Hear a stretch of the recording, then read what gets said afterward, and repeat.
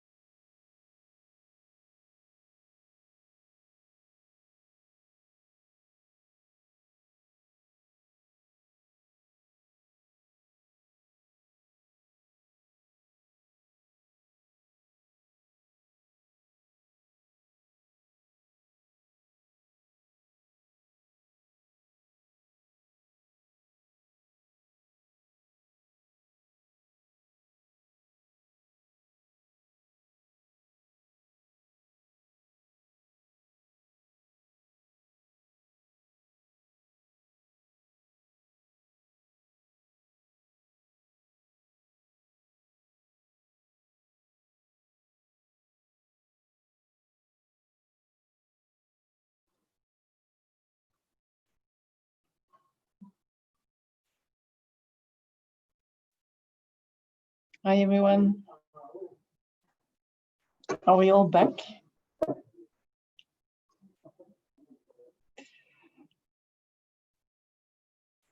So we're having 1 more hour to go. I see hands going up in the Compa. Is that questions or is that waving? Okay, that's waving.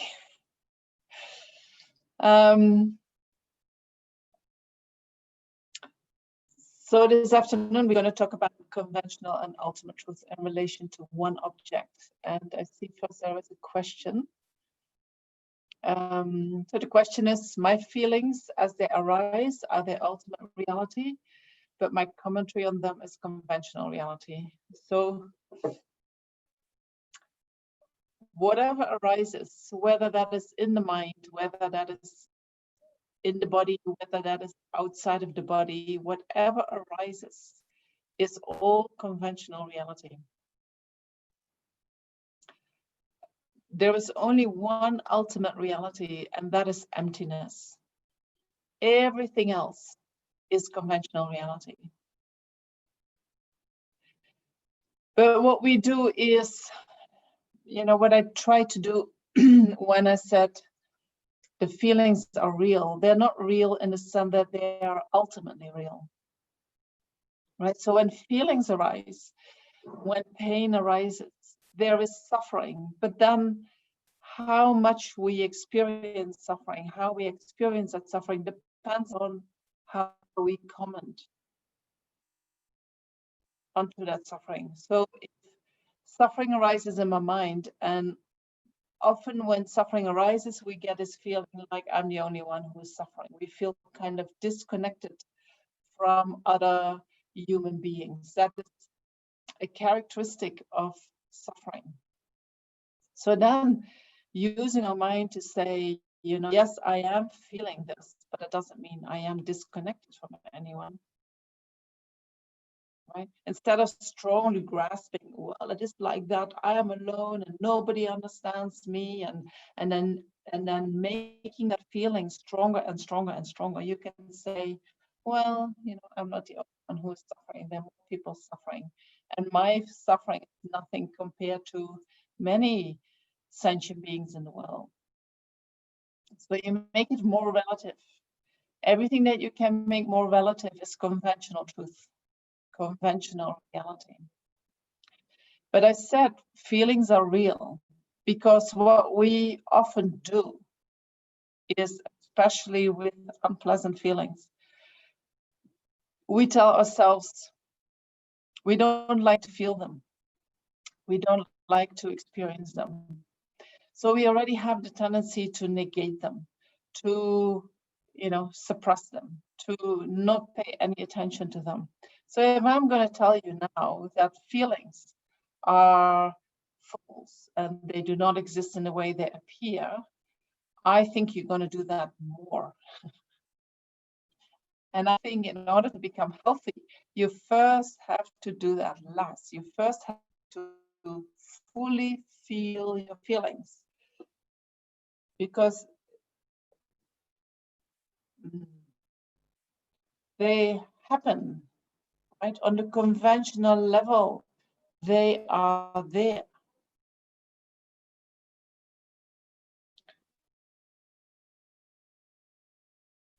Then the problem is that we start thinking about them. So first you want to address that without starting to negate the feelings.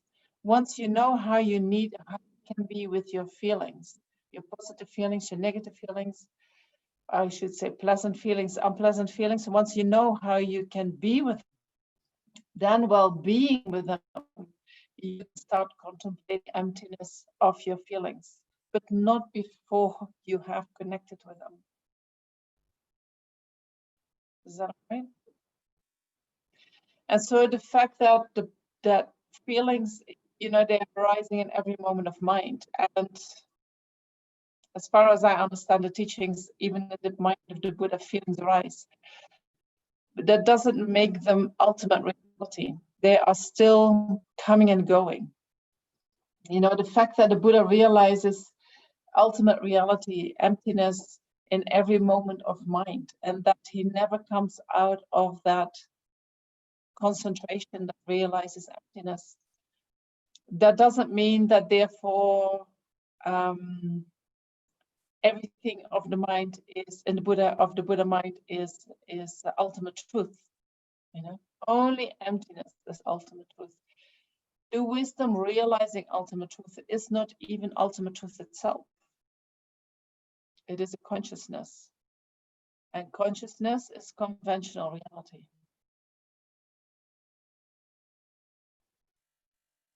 Right? So only emptiness is the ultimate reality. All the rest, everything else, everything, not one exception, is all conventional reality. Sometimes we say, you know, when we do certain practices, everything arises from emptiness. So emptiness is the ultimate reality. And whatever arises in this world, sometimes I wonder about arising from emptiness, but within emptiness, everything arises. Because things are empty, everything arises. If things were not empty, if things would be or would be inherently existent, if they would not be empty of being inherently existent, then they would have an independent feature that doesn't depend upon anything. So that would also not be able to arise. But nothing has such an independent feature. And so therefore we can say within emptiness, emptiness is like space. Within that, because there is space, everything can move.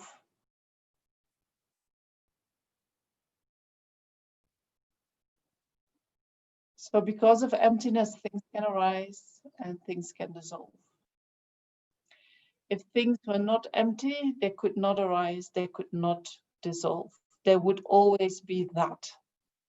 They would never change. Emptiness makes it possible that things move. You know, that there is no stagnation anywhere. Sometimes we can have the feeling, you know, when we have a strong problem, or when things are happening in the world, or when we see something that has been there forever, it appears like that. We might have this feeling that things cannot change. But if you think about emptiness, and if you think that nothing has inherent existence, and if you know that whatever arises from emptiness arises due to causes and conditions, arises independent upon the mind, you get a lot of possibilities how to look differently at what is going on. And you might get some kind of, you know, your rational mind knows nothing can stay the same. The situation that is happening now in the world can never stay the same. It will keep changing. How it is going to change depends upon the causes and conditions. It depends upon what each and every one of us is doing, is thinking, is how it is working with that. That is going to determine where the change is going to go. But it will change. If we have certain buildings that look like they have been there forever, or trees, you know, sometimes I think in Africa there are trees that are thousands of years old. They have been there forever. But we can also imagine that that gets destroyed. We can imagine the place, how it was before that building was there, before that tree was there. We can visualize that. And then we can see the seed and the growing of the tree and how the tree become what it's like now. That is because the tree is empty of inherent existence. The building is empty of inherent existence. If anything had inherent existence, it would never change. would have been there from the beginning, because it's independent of anything for its existence. It will never change. No matter what we try to do, it will never change.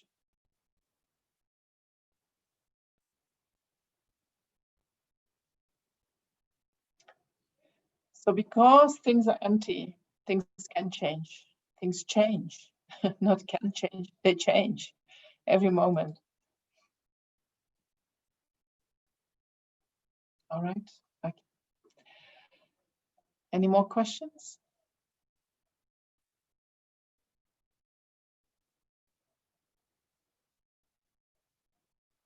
So feel free to type them in whenever they come to your mind.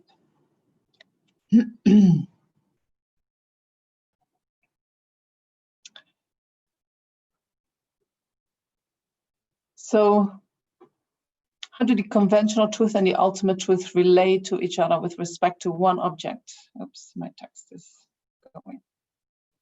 So what I'm talking about today and tomorrow is I mainly take the information from the supplement to the middle way of Chandrakirti, or actually the illumination of thought, which is a commentary from Amasakapa on that. Because within the presentation on emptiness, and that is what the text is really about, there is a whole presentation on the two truths. So there is my text coming from. So I will read one little verse from Chandrakirti, what he says with respect to ultimate and conventional truth in relationship to one object.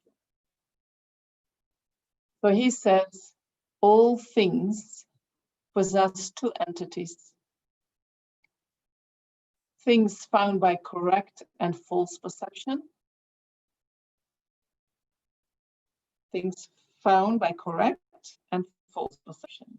Any object of correct perception is thusness, and that of false perception is said to be the conventional truth. So all things possess two entities. All things normally refer to all impermanent things. Right? Everything that arises in dependence upon causes and conditions. But in this context, things refers to everything. So also the things that do not arise in dependence upon causes and conditions. For instance, uncompounded space. For instance, emptiness. They do not arise, they have a permanent nature. Therefore, they do not arise in dependence upon causes and conditions. So when Chandrakirti says all things possess two entities, it refers to all permanent things and all impermanent things. They all have two entities.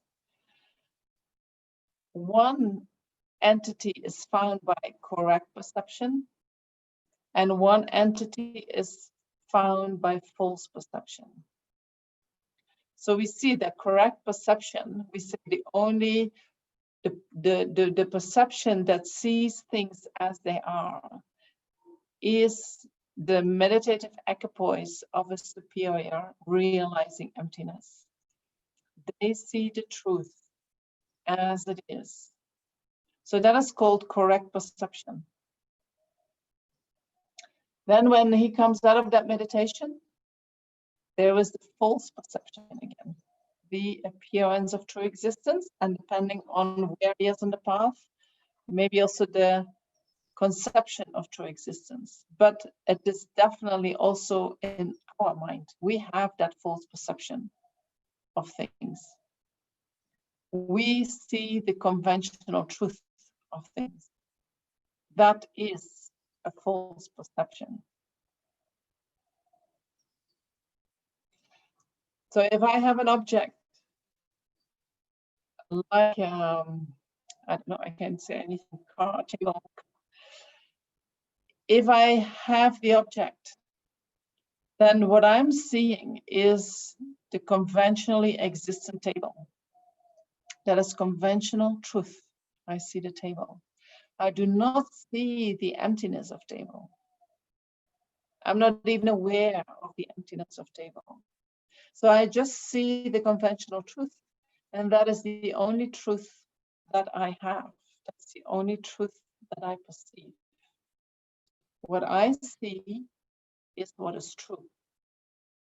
I do not see that table and the emptiness of table, that they actually are part of one thing. So table has two entities. It has a conventional truth, a conventional reality, it being the table, and it has an ultimate reality, an ultimate truth, and that is its lack of inherent existence, or being empty of inherent existence. They both together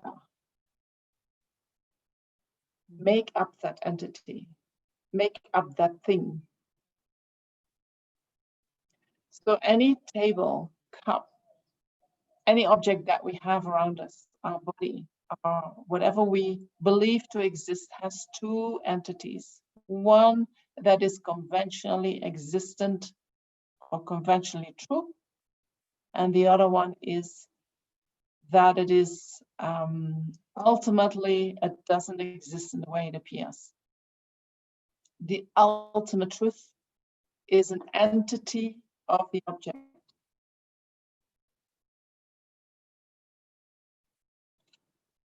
So so we have one object and it has two entities. One entity, the ultimate entity, is the ultimate truth, and that is the object seen by the superior's exalted the exalted wisdom of meditative equipoise, realizing emptiness. That is the nature of the thing. That is the nature, its phenomena own entity. It is the phenomena's reality.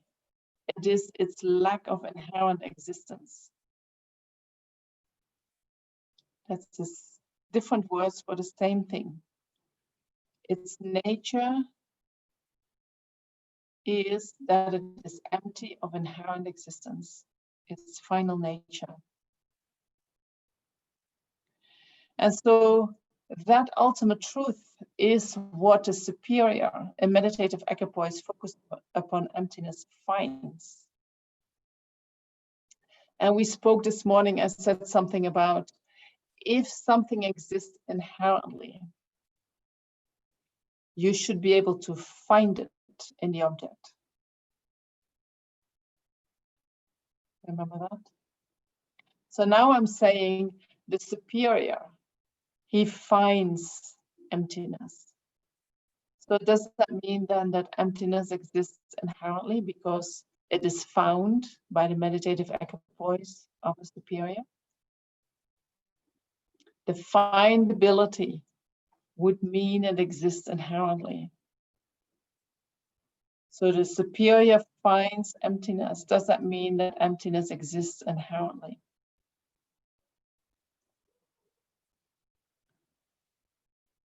So what a superior is looking for, they are looking in the object.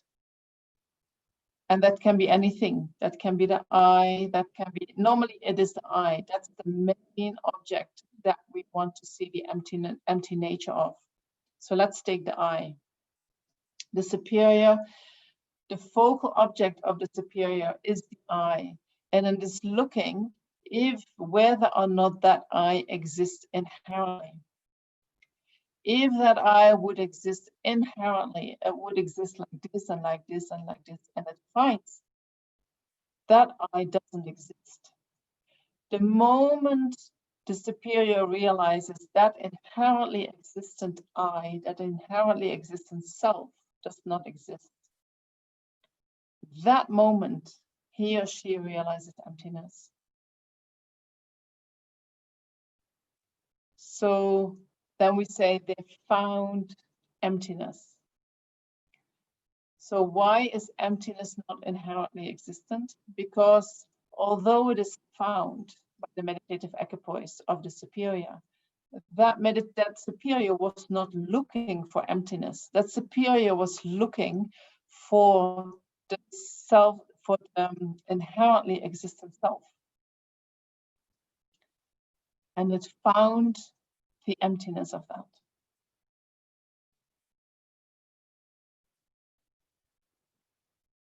So that is how it is said. That is what Lama Kisakami says. They find the emptiness.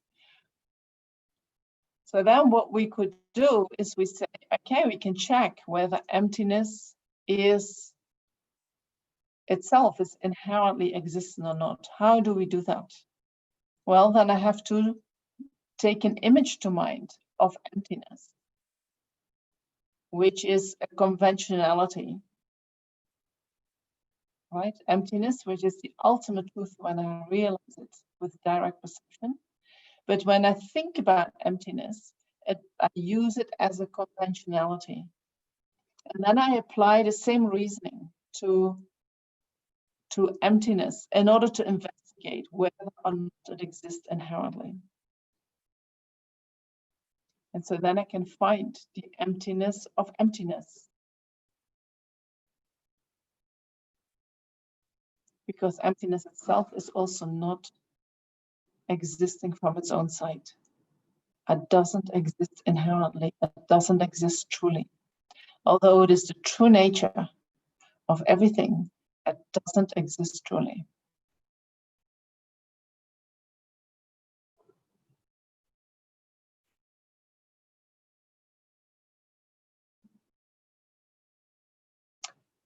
All right. So nice little juicy things, I think, regarding emptiness. So then the conventional entity. The conventional entity is the things found by false perception. It is the things found by the perception that is colored by grasping at true existence, by having the appearance of true existence. So whatever we've found under the influence of that concealer, of that grasping at true existence, is the conventional truth. Or it is also called the deceptive truth. It is a truth found by the perception of ordinary beings, those who have not realized emptiness. So for ordinary beings, for us, things appear to be established by way of their own entity, and also to exist as their own entity, whereas they do not. So what I believe is that the car exists as a car, that the car is the car. But the car is not, what I call car is not the car itself. It is the object that I have imputed as car. There is a huge difference between them. And I hope you're going to see that. Yes, I did say emptiness does not exist truly. Nothing exists truly, not even emptiness.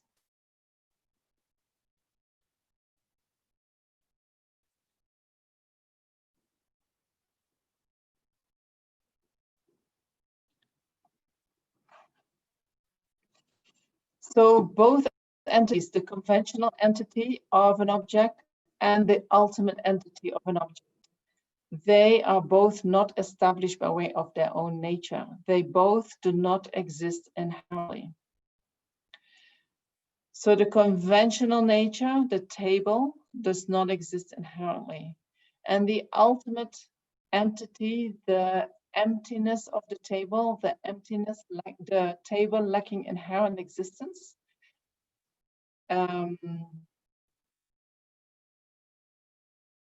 so that the ultimate nature of table, the emptiness of table, is also not existing inherently.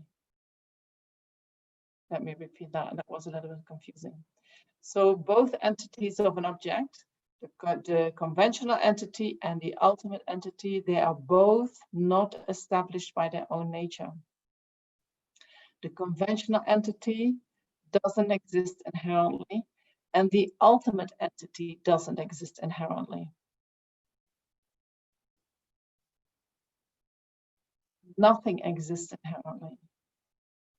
Nothing exists truly. If emptiness would exist inherently, then it could not relate to the object that it is part of. If something would exist inherently, it cannot engage in any relationship. It cannot be the cause for anything. It cannot be the effect of anything. It cannot be part of anything. Relationship is impossible when something exists inherently.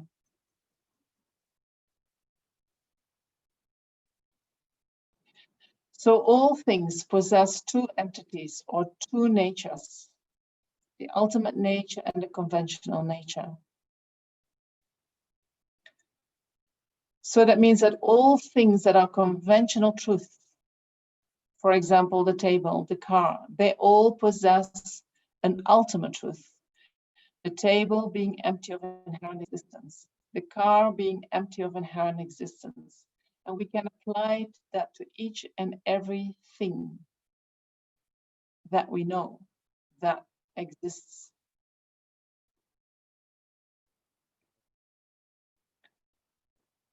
The ultimate entity is the nature or essence of that phenomenon. It is the lack of inherent existence. And that is found in the exalted wisdom, by the exalted wisdom of meditative equipoise.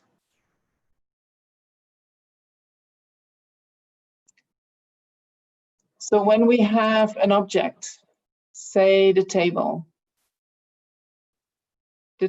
is empty of inherent existence.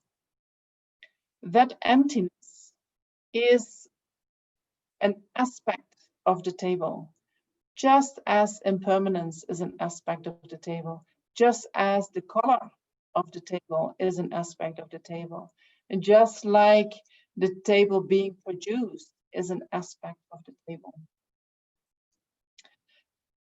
Many aspects appear to our eyes when we see the table. We see the color, we see the shape, we see the impermanence.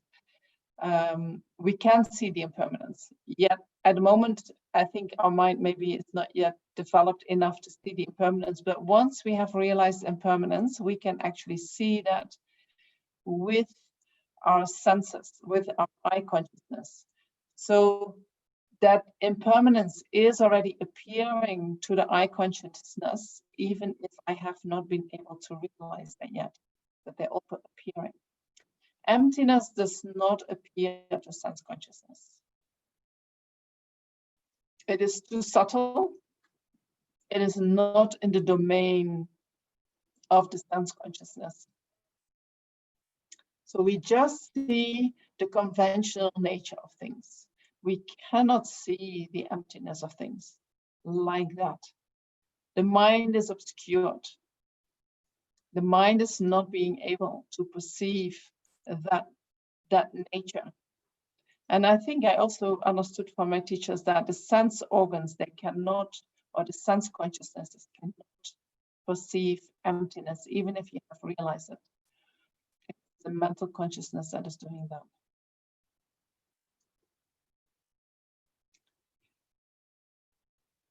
So that is what is appearing to us. And then whatever appears to us has that quality of emptiness, has that nature of emptiness that we cannot see with our sense consciousness. So, so this is why we only have one truth.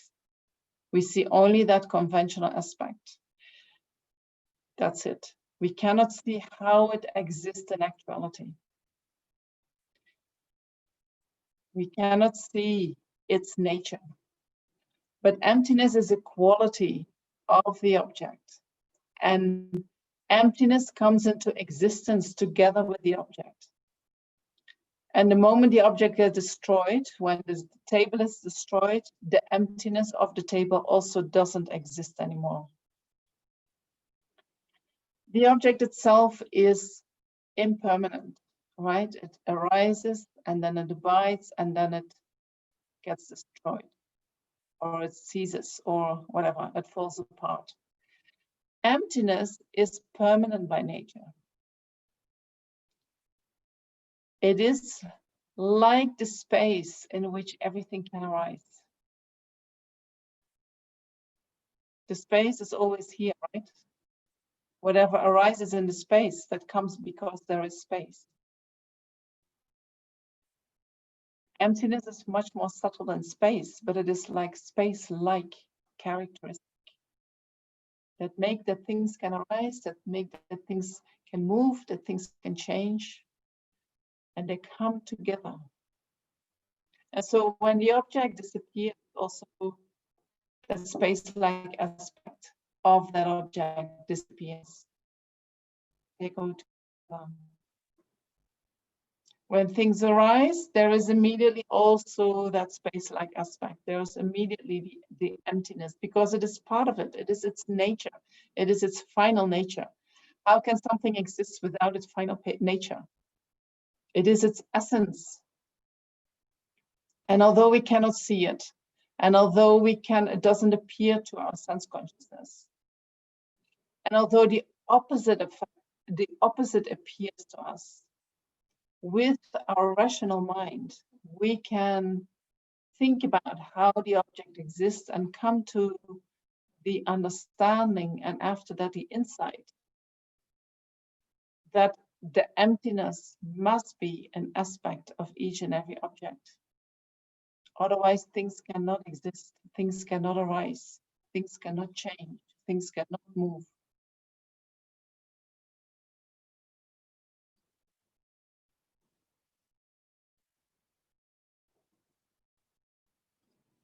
So all conventional truth, all conventional entities, they also have an ultimate entity. They come together. And then we can talk about also the ultimate truth. They also have two entities. For instance, a true cessation. A true cessation is something that happens in our mind, and it means that a certain level of the obscurations has been removed forever. That removal of the obscurations is called true cessation. Removed and they come never back. Removed because you have a wisdom mind that is the antidote to the obscurations. That wisdom mind, you will never lose that. So these obscurations can never arise again. So that is a true cessation.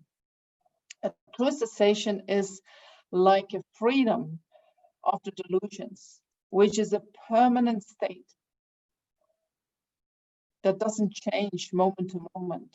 It is a freedom of something.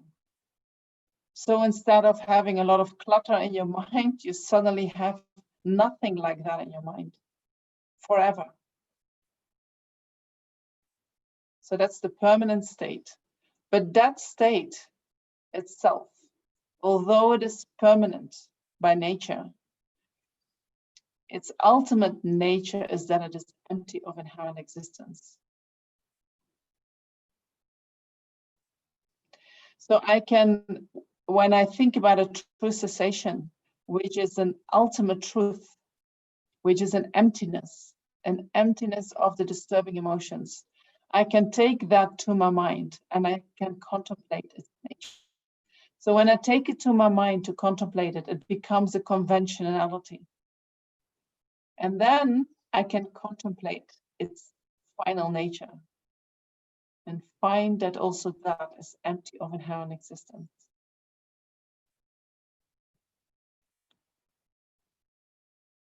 So therefore, ultimate truth, emptiness, true cessations, they do not exist ultimately. They do not have an ultimate mode of abidance. Like that is really ultimately existent. No, even they are empty of inherent existence, empty of true existence.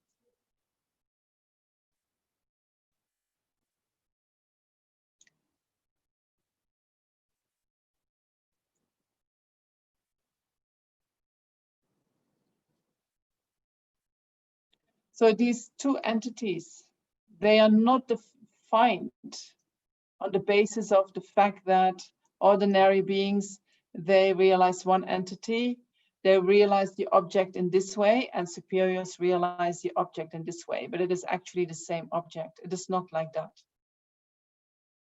Right? Some people can think, well, I see a table, but when somebody who realizes emptiness, they don't see the table, they see the emptiness of table. Although what you're saying is true. The emptiness of table and table are not the same thing. They're two different things. So you cannot say the superior is just seeing things, the same things differently than I do. That's not true. The superior in meditative equipoise sees one aspect of the thing. You,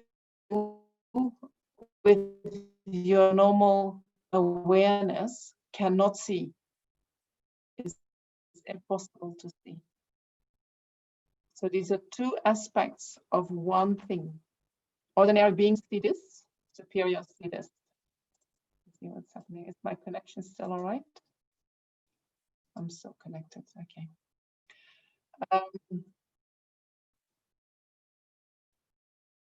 So these are two things realized by a different type of consciousness, and together they make up the object. I can see only this part of the object, only the conventional reality. I cannot see this part, but I can use my intellectual mind to understand that this part also exists. And if I know how this part exists, that says a lot about how this part exists. Because if things are empty of inherent existence, then this part means it's empty of inherent existence. And I see it as being inherently existent, but I would have to say, if I understand this aspect of an object, what I'm seeing cannot be true.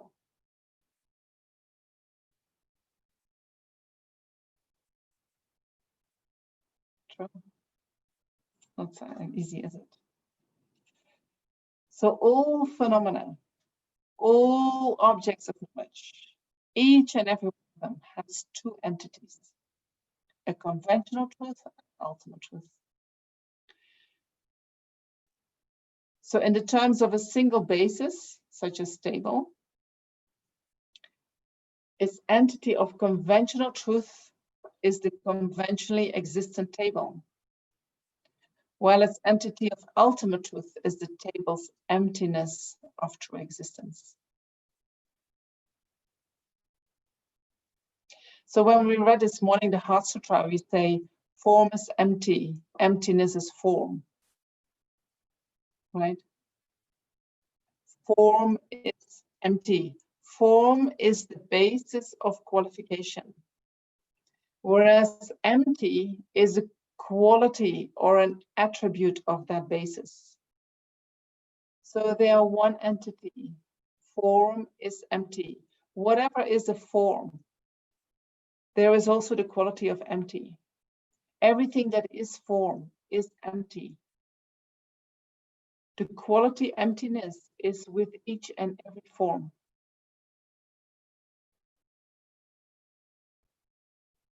So we say form and emptiness are one entity, but with our intellectual mind, we can isolate these two aspects. So form and emptiness are one entity, but they are different isolates. I can think about the aspect of form, and I can think about the aspect of the emptiness of inherent existence of form. But they're the same entity, but with my conceptual mind, I can focus on each of them.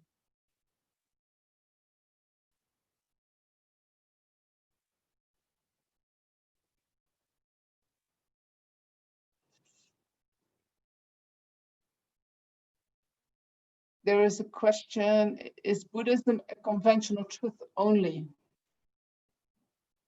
Well, it depends what you mean with Buddhism. So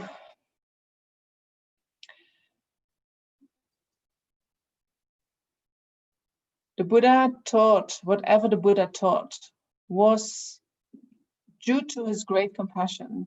What the Buddha wanted was to free all sentient beings from suffering. And so he realized the only thing that, well, what creates suffering is our self-grasping. And the only thing that can help us to stop doing that is when we realize that things do not exist in the way that they appear. When we realize the truth, when we realize emptiness. Once we realize emptiness, all the suffering, each and every layer of suffering can be eliminated, will be eliminated. So Buddhism itself is, in that sense, the teachings, the scriptures, all the realizations that we have in the mind in order to get to that level. They are all conventional truth. Even the realization of emptiness, the mind that realizes emptiness is a conventional truth, is a conventional reality. So Buddhism is a tool to realize the ultimate reality. But ultimate reality is just the emptiness. You know, there is, that's the ultimate truth. And we can talk about the ultimate truth. But we can never taste the ultimate truth by talking about it. We can only access the ultimate truth with our experience. So Buddhism sometimes is seen like a boat, you know, like a whole set of tools that brings you to the other side, that brings you from having an obscured awareness, obscured by the grasping at true existence and the appearance of true existence, and it takes you to that place where there is no more grasping and no more appearance. Once you are at the other side where there is no more grasping, you do not need the boat anymore. So Buddhism, in that sense, it is a tool to get somewhere. So yes, then I would say in that regard, Buddhism is only conventional truth. Yeah. Doesn't make it less powerful. Is the difficulty with understanding emptiness because we think empty means nothingness? Well, that can be. So emptiness means not nothingness. Emptiness means that we add, when we do not think about how we perceive things, we add qualities which are in actuality not there. We add qualities, and in actuality, objects are empty of these qualities. Only empty of these qualities, but it doesn't mean that when we remove holding on to these qualities, that then what is left is nothing. I think what is left is life. Life as it is. What we remove is a fantasy, something that didn't exist in the first place. But life is something, no? It's not that When you realize emptiness, you know, yes, you realize the vacuity.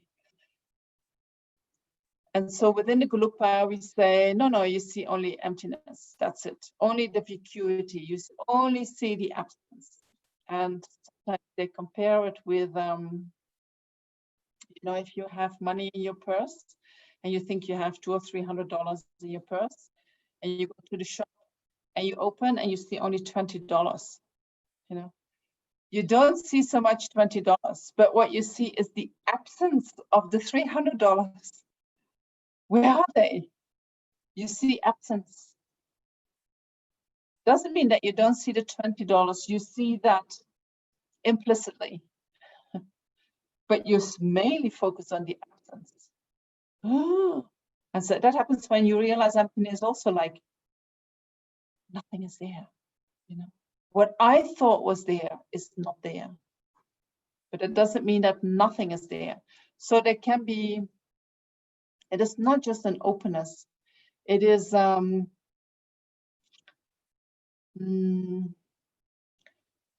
know, yes, when you realize emptiness, your mind is very open, but not necessarily when you're open, you realize emptiness.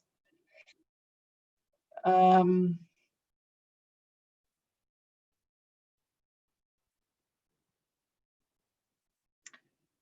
you ever seen something that you thought something was on a certain place and it is not there?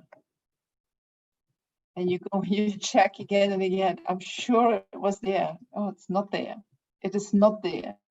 You perceive the absence of that thing. So then I mean, some people might keep holding on to, but I'm sure it was there. Well, you see it's not there, but I'm sure it was there, but you see it's not there, right? We get this discussion in our own mind. But if your wisdom mind is strong enough, you have to accept it's not there. You know? And if there is something that you really attach to, like, you know, the self and what you believe you are, suddenly you see you're not. You know, certain qualities of you are not at all there. It's a shock, right? And so, but if you go, so this is what this in the Gelugpa tradition, you just realize the emptiness, you just realize the vacuity, the absence of what you thought was there before, what you thought before was there. So when you realize, but then if you go to the Dzogchen, they talk about the primordial wisdom and the qualities of that wisdom and the luminosity of that wisdom. And I'm not sure if they also talk about the compassion that is there, but they talk about the qualities within the realization of emptiness. That's a different way of explaining. That is a different way of looking at the same thing. So emptiness is definitely not nothing. And there are people who, you know, then you negate too much, you fall into nihilism. Emptiness is the absence of inherent existence. It is the absence of something that you thought was there, but in actuality is not there. It is, yeah, let me leave it like that. Is that all right, Paula?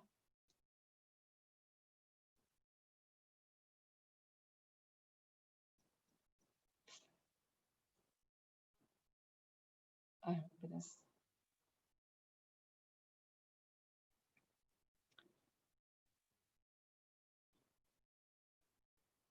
Let me have a look. What was the pen? So with respect to a certain basis, to a single basis, like the table, the conventional truth and the ultimate truth are the same entity, but different isolates.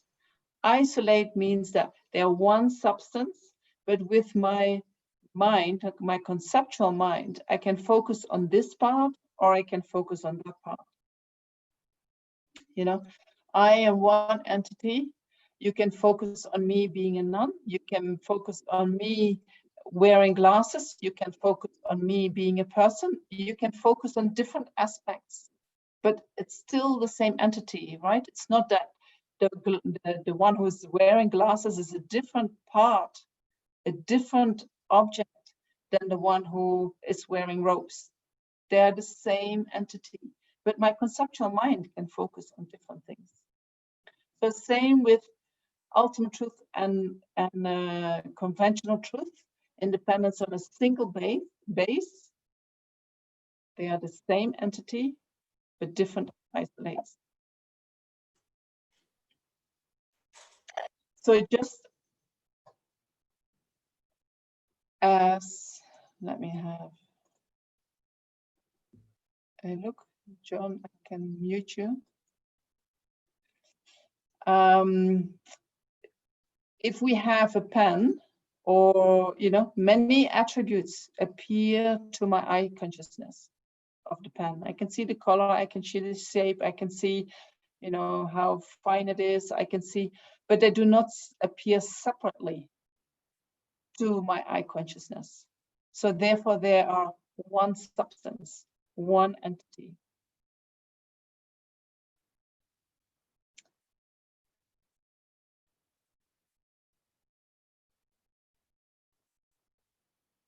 A bit.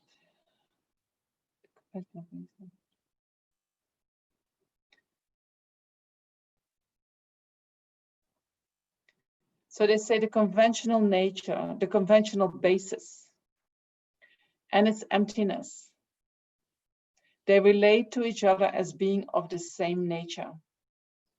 Being of the same nature means that if one exists, the other also exists. And if one doesn't exist, the other also doesn't exist. So when table exists, the emptiness of table exists. When table doesn't exist, the emptiness of table also doesn't exist. They are the same nature. They come together, one package.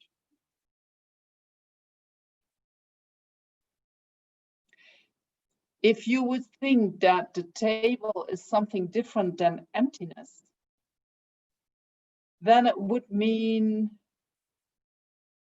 that they would be truly existent. They would have no relationship.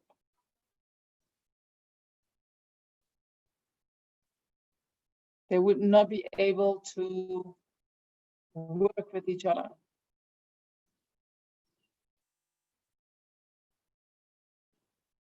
So if I say this, the emptiness is a different nature from the table. The emptiness of table is a different nature, is a different entity. Then how do they communicate with each other? How do they interact with each other? I mean, they're not really interacting with each other, but you would have to say if they are really different, then there's no relationship. And when there's no relationship, things become truly existent. So that is not the case.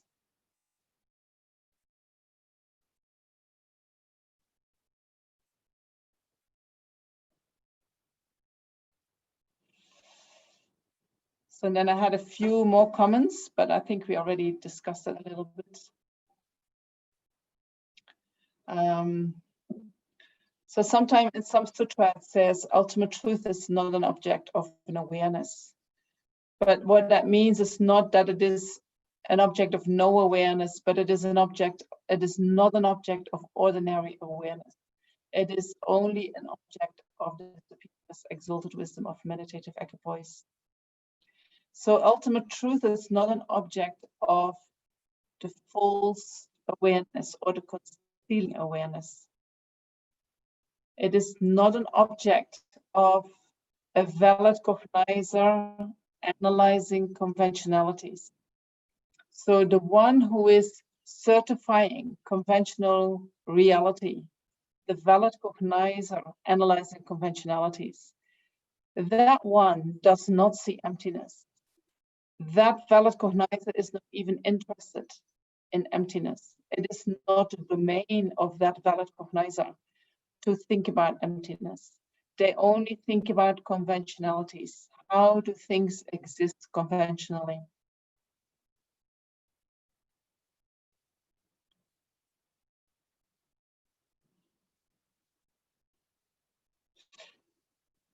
The well-cognizer, analyzing conventionalities, can be obscured by the conception of true existence.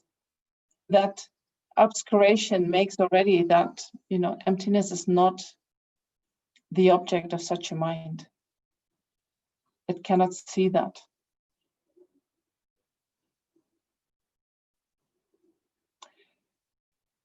That same sutra says, conventionalities are seen by the Tathagata to be objects of the world.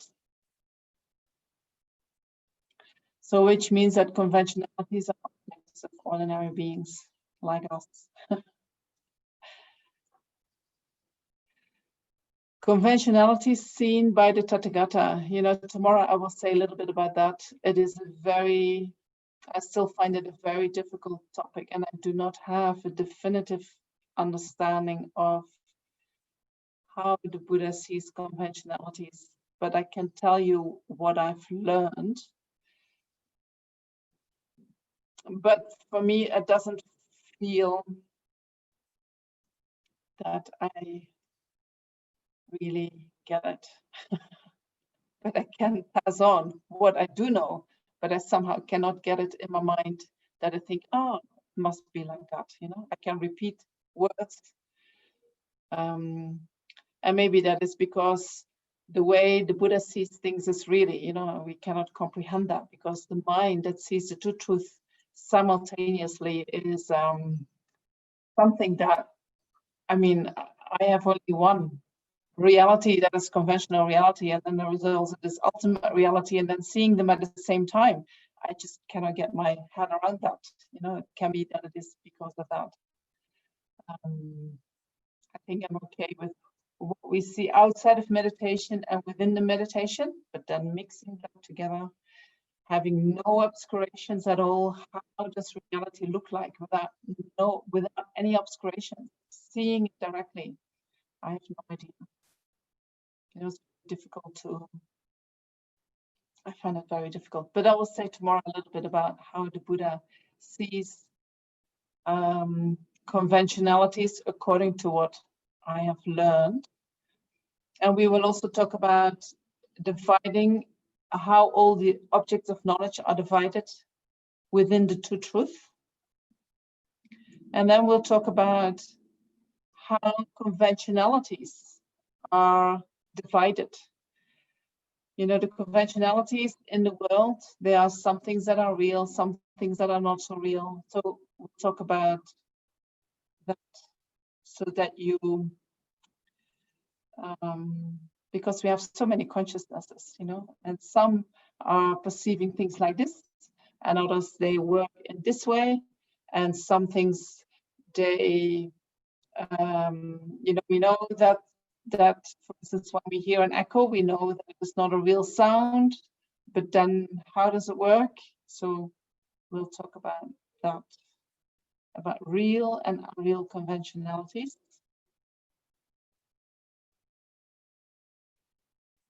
And then we'll talk about the I, how does the I, what is it that we perceive? What is it that exists and what is it that doesn't exist? And then if I have time, I will explain where this conversation comes, in what kind of context, where is it needed to talk about the two truths within Buddha's teachings. All right. Are there any questions?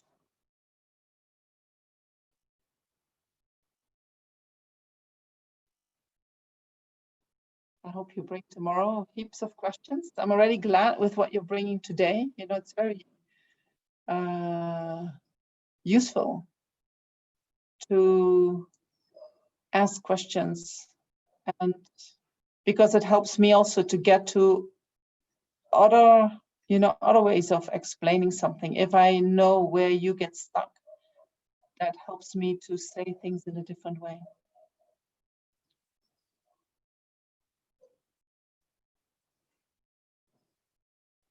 All right, if there are no questions coming, we maybe just do a dedication for today.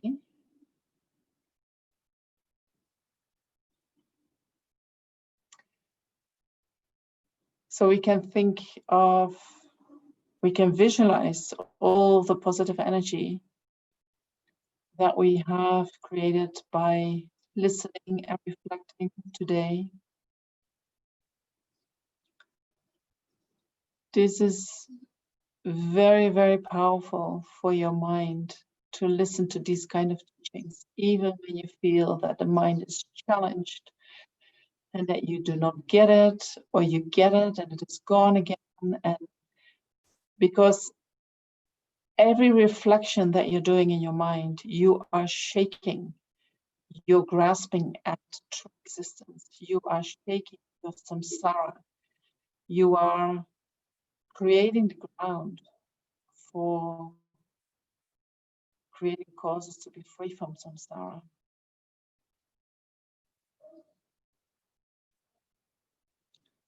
So if you feel a little bit bruised in your head, know that that's very normal. Take it very easy tonight. Don't think too much about what we have done. Sleep well. And then tomorrow we continue. But know that all that positive energy, it's so powerful. It's so huge. We can visualize that maybe in the form of white light. And we can dedicate that towards our own enlightenment, towards the total development of our inner potential of wisdom and compassion.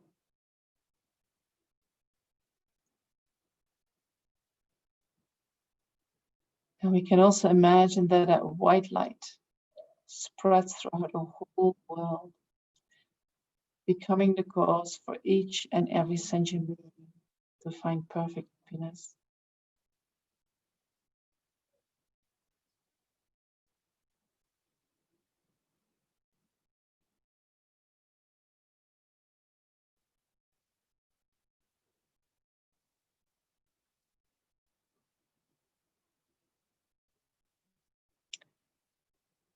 Thank you so much. And